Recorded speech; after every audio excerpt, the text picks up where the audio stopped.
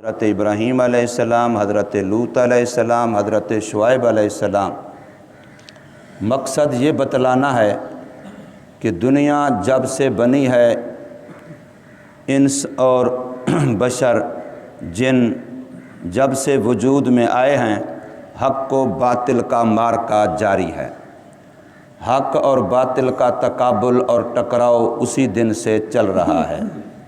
شیطانی قوت اور رحمانی قوت کا تقابل چل رہا ہے، لیکن یہ حقیقت ہے کہ ہر زمانے میں اللہ تبارک و تعالی نے انجام کے لحاظ سے کامیابی اور فتح حق کو عطا فرمائی ہے، جس میں یہ قصے اس بات کا بین ثبوت اور بولتا ہوا ثبوت اور گواہ ہے کہ حضرت نوح علیہ السلام نے 950 سال قوم کو تبلیغ کی۔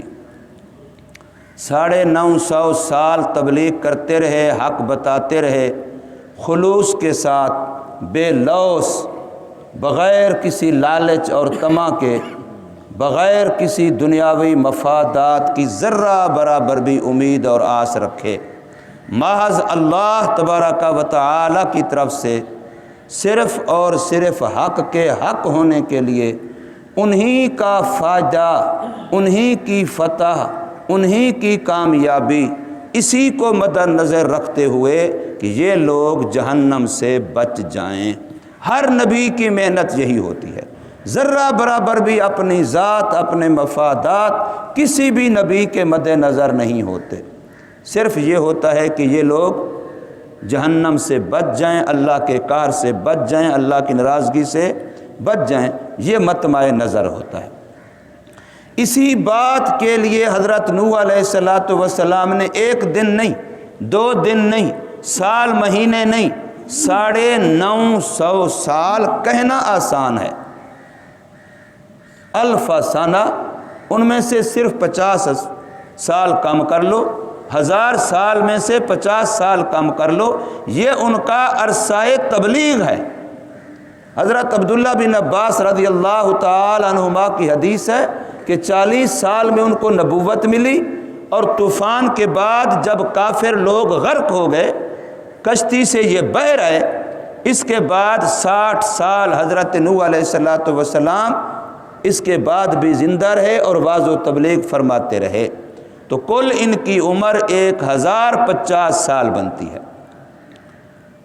اس میں سے 950 سال تو صرف اس قوم کو واعظ کیا، تبلیغ کیا، نصیحت کی، جو بعد میں طوفان کی نظر ہوئے۔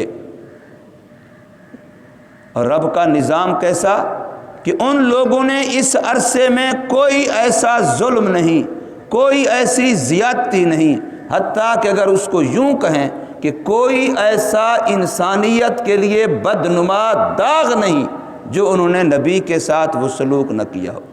حدیث میں آتا ہے کئی دفعہ ان کے پاؤں میں، ہاتھوں میں رسی باندھ کے ایسے گھسیٹتے تھے، کئی دفعہ ان کا کے گلا دبا دیتے تھے اور کہتے تھے بلا اپنے خدا کو، بچائے تجھے۔ یعنی کوئی بھی قسم کی آپ سوچ نہیں سکتے کہ جو حالات و واقعات لکھے جاتے ہیں کہ نبیوں کے ساتھ، خصوصاً حضرت نوح علیہ السلام کے ساتھ۔ اور نوح علیہ السلام وہ پہلے نبی ہیں جہاں حق و باطل کا معرکہ شروع ہو رہا ہے۔ اس سے پہلے قرآن مجید یہ کہتا ہے کہ لوگ دین کے لحاظ سے دوسرا الگ فرقہ نہیں تھا۔ حضرت آدم علیہ السلام کے زمانے میں، حضرت شیس علیہ السلام کے زمانے میں، حضرت نوح علیہ السلام سے پہلے جو تقریباً 4 ادوار گزرے ہیں، ان کے اندر دوسرا الگ ایک کفر کا کوئی گروہ اور نظریہ جو اس وقت کے حق کے بالکل مقابلے میں ہو، ایسا نہیں تھا، بلکہ قرآن کہتا ہے سارے لوگ ایک مذہب پر تھے۔ اسی میں اعمال کے لحاظ سے کمزوریاں ہوتی تھیں، اسی میں اعمال کے لحاظ سے کوتاہیاں ہوتی تھیں، لیکن بالکل ایک نظریہ الگ ہو، مذہب الگ ہو، دین الگ ہو، ایسی صورتحال حضرت نوح علیہ السلام کے زمانے سے شروع ہوئی ہے۔ تو نوح علیہ السلام پہلے وہ رسول و نبی ہیں جو کفر کو خطاب کرنے کے لیے، ان کو واعظ و نصیحت کرنے کے لیے اللہ نے بھیجے، اور بڑے آزمائشوں اور امتحانوں سے گزرے، لیکن انجام کار اللہ نے فتح انہی کی۔ عجیب سا جملہ لکھا ہے کہ اللہ نافرمان قوم کو پانی کے راستے سے آگ میں لے گیا ہے۔ آیا تو پانی ہے، طوفان تو پانی کا آیا، لیکن کفار کو بہا کے لے کہاں گیا؟ جہنم کی آگ میں۔ اللہ کا نظام کیسا ہے کہ جو متضاد چیزیں ہیں، ایک طرف آگ اور ایک طرف پانی، جو آپس میں ضد ہیں، اللہ نے ذریعہ پانی کو بنایا اور پانی میں بہا کے پہنچایا کہاں؟ جہنم کی آگ میں۔ تو اس لیے یہاں قرآن مجید حضرت نوح علیہ السلام کے بارے میں فرماتے ہیں وَلَقَدْ أَرْسَلْنَا نُوحًا، اور البتہ تحقیق بھیجا ہم نے حضرت نوح علیہ السلام کو۔ اس لیے کہا جاتا ہے کہ رسول کوئی بھی ہو، یہ منصب رسالت کسبی نہیں ہے، یہ وہبی منصب ہے۔ نبی کوئی اپنی محنت سے نہیں بنتا، نبی اپنی قابلیت، استعداد، لیاقت سے نہیں بنتا، حتیٰ کہ جس وقت نبوت ملتی ہے اس وقت تک بھی اس سے پہلے قرآن مجید کے اندر خود آیا، چند دن پہلے گزرا تھا کہ اللہ کے نبی کو نبوت کی امید بھی نہیں ہوتی اور اس کو یہ خیال نہیں ہوتا کہ مجھے نبوت ملنے والی ہے۔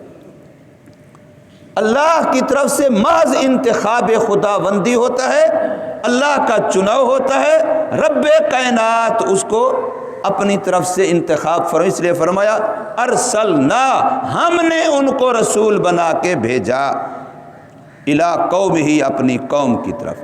اب دیکھیں لفظ قوم کا ہے، نوح علیہ السلام کے جتنے غرق ہوئے نہ ماننے والے وہ سارے کون کہے جاتے ہیں؟ نوح علیہ السلام کی قوم کہی جاتی ہے۔ قوم نوح غرق ہو گئی، نہ ماننے والے ہیں، بالکل مذہب کے لحاظ سے متضاد کھڑے ہیں، الٹ کھڑے ہیں، عکس ہے ان کا، ضد ہے ان کا، لیکن پھر بھی کہا انہی کی قوم جاتا ہے۔ اس لیے محمد صلی اللہ علیہ وسلم جب تشریف لے آئے، اعلان نبوت فرما دیا، اب قیامت تک آنے والے سارے انسان یہ امت محمدیہ ہے، چاہے کوئی مانے تب بھی امت محمدیہ ہے، کوئی نہ مانے تب بھی امت محمدیہ ہے۔ اس لیے علماء کہتے ہیں امت اجابت جنہوں نے مان لیا اور امت دعوت جنہوں نے نہیں مانا۔ میں کل ایک جگہ پر بات کر رہا تھا بڑے افسوس کے ساتھ کہ امت دعوت اللہ نے کن کو فرمایا؟ جنہوں نے نہیں مانا۔ جنہوں نے مانا ان کو کیا فرمایا؟ امت اجابت۔ جنہوں نے مان لیا، کلمہ پڑھ لیا، مسلمان ہو گئے، وہ امت اجابت ہے، اور جنہوں نے نہیں مانا وہ امت دعوت ہے۔ مانا کیا ہے کہ دعوت ان کو دینی ان پر لازم ہے، جنہوں نے مان لیا یہ تو اجابت ہو گئے، یہ تو قبول کر چکے، اب ان کے ذمے لازم ہے کہ یہ دعوت دیں کن کو؟ ان کو جنہوں نے ابھی تک نہیں مانا۔ لیکن کتنے افسوس کی بات ہے کہ میں دوسرے کو دعوت دینے والا تھا، آج میں خود محتاج دعوت بنا بیٹھا ہوں۔ کتنے افسوس کی بات ہے یار، دینی لحاظ سے ہم کہاں کھڑے ہیں کہ جن لوگوں کی ذمہ داری تھی کہ پورے عالم کو دعوت دینی ہے، تم نے ان کو کفر سے نکال کے اسلام میں لانا ہے۔ آج میں خود محتاج دعوت بنا بیٹھا ہوں، مجھے وضو کے فرض نہیں آتے، مجھے نماز کے فرض نہیں آتے، مجھے الفاظ نماز کے صحیح نہیں ہیں، میری سورت فاتحہ کے الفاظ صحیح نہیں ہیں، میرے تشہد کے الفاظ صحیح نہیں ہیں، میری دعائے قنوت ٹھیک نہیں ہے، مجھے تیسرا چوتھے کلمے کا پتہ نہیں ہے۔ تو یہ کتنے بڑے افسوس کی بات ہے۔ اب بھی کہتے ہیں، میں کل سن رہا تھا ڈاکٹر اسرار صاحب رحمۃ اللہ علیہ کی بات کہ لوگ کہتے ہیں ایمان بڑا ہے جی، ایمان بڑا ہے جی، علم بڑا ہے جی، علم بڑا ہے، علم اتنا بڑا ہے کہ وضو کے فرضوں کا پتہ نہیں ہے، اور ایمان کا حال یہ ہے۔ رب کائنات کا قرآن میں وعدہ ہے وَأَنْتُمُ الْأَعْلَوْنَ إِن كُنتُم مُؤْمِنِينَ، جب تم ایمان والے ہوگے تم غالب ہوگے۔ تو حضرات ڈاکٹر فرما رہے تھے ڈاکٹر صاحب کہ بتاؤ ہم غالب ہیں؟ اگر ہم ایمان والے ہوتے، ہمارا ایمان کسی سطح کا ہوتا تو اللہ کا وعدہ ہے ایمان والوں کے لیے وَأَنْتُمُ الْأَعْلَوْنَ إِن كُنتُم مُؤْمِنِينَ، اگر تم ایمان والے ہوئے رب کا وعدہ ہے غلبہ تمہارا ہوگا۔ آج ہم تو ساری دنیا سے مغلوب ہیں، پٹ رہے ہیں، جانیں ہماری ماری جا رہی ہیں، عزتیں ہماری لوٹی جا رہی ہیں، مال ہمارے لوٹے جا رہے ہیں، ہماری وقت ان کے اقوام عالم کی دنیا کی حیثیت میں مکھی کے پر کی برابر نہیں ہے۔ اگر ہمارے اندر ایمانی قوت ہوتی تو رب کا وعدہ ہے وَأَنْتُمُ الْأَعْلَوْنَ، تم غالب ہوتے۔ تو اس سے پتہ چلا کہ ہماری ایمانی سطح بھی کتنی کمزور ہے۔ میں تو سمجھ رہا ہوں میں مومن ہوں، لیکن میرے سمجھنے سے کہ میں مومن ہوں کام تو نہیں بنے گا۔ کام تو تب بنے گا جب اللہ کے ہاں بھی میرا ایمان اس سطح کا ہو کہ وہاں بھی معتبر مانا جائے۔ اس لیے اللہ تبارک و تعالی نے تمام انبیاء کی زمانے کے جس علاقے کی طرف نبی کو بھیجا، اس علاقے کے سارے لوگوں کو اس کی قوم کہا ہے، وہ اس نبی کی قوم ہے۔ چونکہ محمد صلی اللہ علیہ وسلم کی بعثت ساری دنیا کے لیے ہے اور قیامت تک کے لیے ہے، اس لیے ساری انسانیت محمد صلی اللہ علیہ وسلم کی قوم آپ کی امت ہے، امت اجابت، امت دعوت۔ اب ہمارے ذمہ تھا کہ ہم دوسروں کو دعوت دیتے، لیکن ہماری دینی حالت اتنی پتلی ہو گئی، اتنی کمزور ہو گئی کہ ہم میں سے ہر گھر محتاج ہے کہ ہمیں دین سکھایا جائے، ہمیں دعوت دی جائے، ہمیں بار بار بلایا جائے۔ اور پھر اتنے ہم کمزور ہو گئے کہ بلانے پر بھی جو میرا کنڈی کھٹکا کے، دروازہ کھٹکا کے جو میرے دین کی، ایمان کی چوکے داری کرنا چاہتا ہے، میں اس کو بھی اپنے لیے بوجھ سمجھ رہا ہوں۔ ویسے اگر گلی میں کوئی چوکی داری کرے اس کو تو تنخواہ دیتے ہیں مہینے کے بعد کہ بھی چلو یہ رات کو جاگتا ہے، ہمارے مال کی حفاظت ہوتی ہے، ہمارا چوکی دار ہے۔ تو جو ہمارے ایمان کا چوکی دار ہے، جو ہمارے دین کا چوکی دار ہے، کلمہ اسلام کا چوکی دار ہے، اگر یہ آوازیں نہ لگتی ہوتی مدارس سے، مساجد سے، دین سے، تبلیغ سے، یہ آوازیں نہ لگتی ہوتی تو ہمیں تو کلمے کے الفاظ بھی معلوم نہ ہوتے، ہمیں تو دین کے ارکان کا ہی پتہ نہ ہوتا۔ یہ تو شکر ہے کہ آوازیں لگ رہی ہیں اور اس کی وجہ سے کچھ اصطلاحات تو چلو یاد ہیں کہ بھی نماز فرض ہے، فلاں ہے، فلاں ہے، ورنہ جو دیکھیں 90% لوگ، ان سے آپ پوچھ کے دیکھیں، پتہ چل جائے گا۔ اچھے خاصے سمجھدار آپ کو نظر آئیں گے، پڑھے لکھے نظر آئیں گے۔ یہ الیکشن کے موقع پر ہوتا نہیں ہے کہ جب وہ ان سے سوالات کرتے ہیں عدالت میں تو کیا جوابات آتے ہیں جو ایم پی ایم این اے کے امیدوار ہوتے ہیں، پتہ چل جاتا ہے اس وقت دینی کیفیت کا۔ تو اللہ تبارک و تعالی نے فرمایا کہ حضرت نوح علیہ السلام کو بھیجا ان کی اپنی قوم کی طرف، فلبث فیہم، پس وہ ان کے اندر ٹھہرے رہے، یعنی عمر گزاری، 1000 سنۃ، 1000 سال، الا 50 عاما، مگر 50 سال کم، فاخذہم الطوفان، جب 950 سال کی محنت پر بھی قوم نے نہ مانا تو پھر اللہ نے عذاب کی شکل میں طوفان بھیجا اور اس طوفان نے ان کو پکڑا، وہم ظالمون، اس حال میں کہ وہ بے انصافی کرنے والے تھے۔ اب ہمارے ہاں تو بے انصافی یہی ہے کہ کوئی میرا مال چھین لے، کوئی فلاں ظلم کرے، اس کو تو ہم بے انصافی سمجھتے نہیں ہیں۔ کوئی نماز نہیں پڑھتا، یہ خدا کا حق نہیں دے رہا، بے انصاف ہے۔ کوئی رسول اللہ صلی اللہ علیہ وسلم کی سنتوں پر عمل نہیں کرتا، حضور صلی اللہ علیہ وسلم کے حق کو مار رہا ہے، یہ بے انصافی کر رہا ہے۔ کوئی بندہ قرآن مجید کو سال سال، مہینے مہینے گزر جاتے ہیں، نہ قرآن آنکھوں سے دیکھنا نصیب ہوتا ہے، نہ کانوں سے سننا نصیب ہوتا ہے، نہ زبان سے پڑھنا نصیب ہوتا ہے، تو یہ قرآن کا حق مار رہا ہے، تو یہ ظالم ہے۔ ہم تو اس کو ظلم سمجھتے ہی نہیں ہیں، ہم ظلم اسی کو سمجھتے ہیں۔ کئی سارے بندے آپ کو کہتے ہوئے نظر آئیں گے، جی نماز تو نہیں پڑھتا لیکن میں کسی کا مال، کسی کا ظلم بھی نہیں کرتا، میں کوئی گناہ بھی نہیں کرتا، ساتھ یہ بھی کہہ دیتے ہیں۔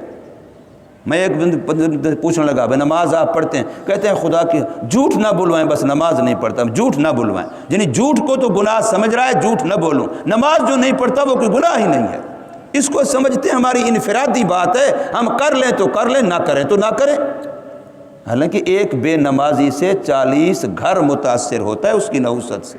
اتنی بے برکتی، اتنی نحوست، خدا کی طرف سے اتنا عذاب کے فیصلے اترتے ہیں کہ جب بندے گناہ کرتے ہیں تو ان کے گناہوں کی نحوست سے زمین کی تہ میں رہنے والے حشرات الارض اور پانی کی تہ میں رہنے والے سمندروں، دریاؤں میں مخلوقات وہ بھی متاثر ہوتی ہیں اور وہ اللہ کے عذاب سے متاثر ہوتی ہیں اور گناہ گاروں کے لیے بد دعا کرتی ہیں، اور نیکی کرنے والے جن کی وجہ سے رب کی رحمتیں اترتی ہیں ان کے لیے وہ دعائیں مغفرت کرتی ہیں۔ تو حضرت نوح علیہ السلام کی قوم پر طوفان آیا، وہم ظالمون، اس حال میں کہ وہ بے انصافی کرنے والے تھے۔ اللہ فرماتے ہیں فَأَنْجَيْنَاهُ، پس نجات دے دی ہم نے، بچا لیا ہم نے حضرت نوح علیہ السلام کو، وَأَصْحَابَ السَّفِينَةِ، اور کشتی والوں کو، جو بھی کشتی کے اندر تھے ان کو بچا لیا۔ حضرت نوح علیہ السلام بھی اسی کشتی میں تھے، وہ بھی بچے، لیکن ان کا تذکرہ خصوصی طور پر فرمایا اس لیے کہ کشتی والے بھی انہی کی وجہ سے بچے۔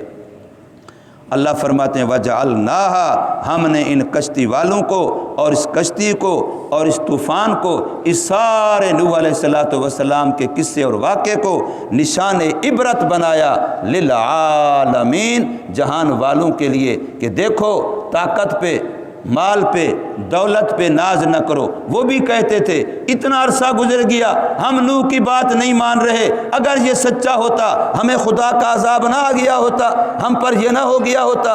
900 سال، 950 سال، اتنا عرصہ ہم اس کی مخالفت کر رہے ہیں، نافرمانی کر رہے ہیں، ایذائیں دے رہے ہیں، تکلیفیں دے رہے ہیں، پھر بھی ہمیں کچھ نہیں ہوتا، نہ ہمارے کاروبار متاثر ہوتے ہیں، نہ ہمارے اندر کوئی اور مسئلہ ہوتا ہے۔ اس کا مطلب ہے کہ یہ ویسے کہتا ہے میں خدا کا نمائندہ ہوں، ورنہ اگر خدا کا نمائندہ ہوتا ہم اس کے ساتھ یہ سلوک کر رہے ہیں، ہم پر عذاب کیوں نہ آ جاتا، جسے آج کل بھی بہت سارے لوگ یہ سمجھ لیتے ہیں۔